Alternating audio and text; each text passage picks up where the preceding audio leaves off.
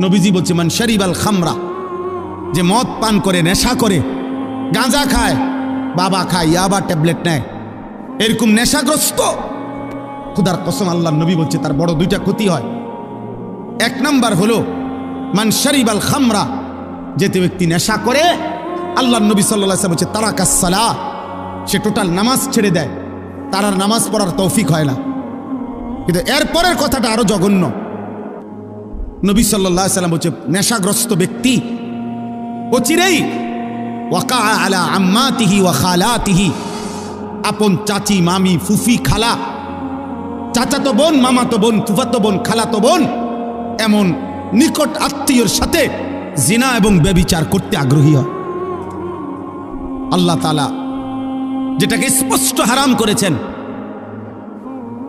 নেশার যেই কোনো জিনিস, প্রিয় যুবক, এক বিন্দু এটাও হারাম, এক বালতিও হারাম।